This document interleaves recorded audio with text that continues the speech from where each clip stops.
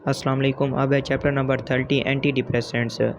Major depressive disorder or endogenous depression is a depression of mood without any obvious medical or situational causes manifested by an inability to cope with ordinary events or experience player. यानी कि depression of mood without any medical reason, तो वहाँ पर हम anti depressant देते होते हैं। बस सिर्फ कोई फार्मा का कोई भी चैप्टर हो, चार चीज़ों पर ज़्यादा फोकस करना होता है। एक उसकी क्लासिफिकेशन करने से मैकेनिज्म ऑफ एक्शन खुद ब खुद हो जाते हैं। और इसके बाद clinical uses, toxicity, drug interaction.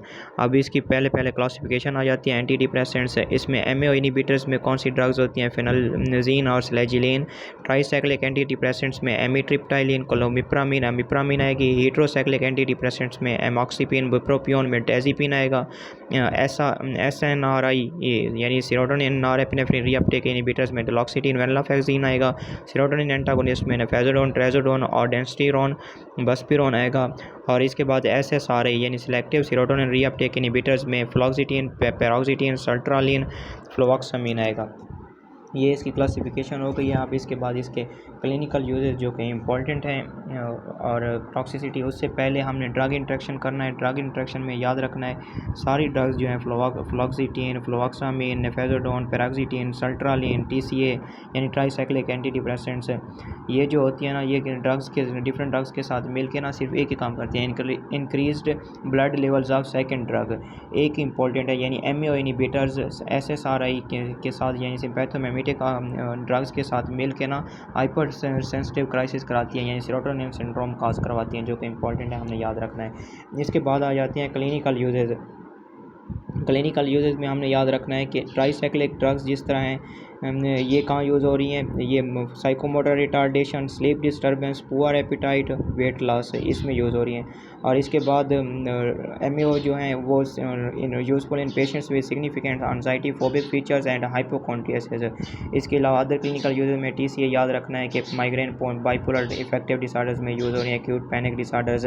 इसके बाद एसएनआरआई ये डेलॉक्सिटिन, वेनलाफैक्सिन यूज़ होती है neuropathic pain and fibromyalgia. Duloxetine also approved for the pain of diabetic neuropathy. Clomipramine and SSRI also effective in obsessive compulsive disorder. ये क्लिनिकल यूजेस हो गए anti depressants के। इसके बाद आ जाती है टॉक्सिसिटी। ये टीसीए के लिए हमने 6 पॉइंट याद रखने हैं। इसमें आ जाती है पहले में एक्सेसिव सेडेशन, फैटीग, कन्फ्यूजन। दूसरे में sympathomimetic effects like tachycardia, agitation, sweating, insomnia. तीसरे में एट्रोपिन लाइक इफेक्ट्स। चौथे में ऑर्थोस्टैटिक हाइपोटेंशन, इनको रट्टा ही लगाना है। पाँचवें में जिस तरह ट्रेमर, पैरालिसिस। और छठे में वेट गेन। या इसके लिए सिंपल एक निमोनिक याद कर लेना है, 3 C's, coma, convergence, cardiotoxicity, TCA के टॉक्सिक इफेक्ट्स हैं। इसके बाद एसएसआरआई ड्रग्स के टॉक्सिक इफेक्ट्स आएंगे। इसमें हमने याद रखना है fluoxetine and the other SSRI cause nausea, headache, anxiety, agitation, insomnia and sexual dysfunction. Other causes like dyskinesia and dystonic reactions. Serotonin syndrome जो कि बहुत इंपॉर्टेंट है, मैंने पहले भी बताया। एमएओ इनहिबिटर्स जब एसएसआरआई के साथ मिलते हैं, सिम्पैथोमेमिटिक ड्रग्स के साथ मिलते हैं, सेरोटोनिन सिंड्रोम काज करवाते हैं। ये फैटल हो सकता है, लाइफ थ्रेटनिंग सिंड्रोम है।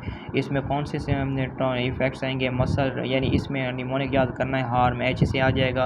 हाइपरथर्मिया, ए से एजिटेशंस, आर से रिजिडिटी, एम से मायोक्लोनस, कार्डियोवास्कुलर इंस्टेबिलिटी वगैरह आएगा। अब इसके ट्रीटमेंट में हमने क्या देना होता है? एंटी सीजर ड्रग्स देते हैं, मसल रिलैक्सेंट्स देते हैं, blockers of serotonin receptors like cyproheptadine also use in the management of serotonin syndrome.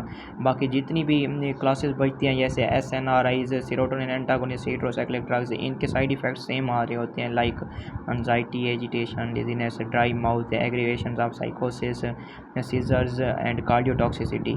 Duloxetine is also reported to cause liver dysfunctions. इसके बाद एमएओ इनहिबिटर्स की टॉक्सिसिटी में याद रखना है एजिटेशंस, कन्वर्जन्स, हाइपर सेंसिटिव में crisis occur in patients taking MAO inhibitors. That's all about chapter number 30 antidepressants.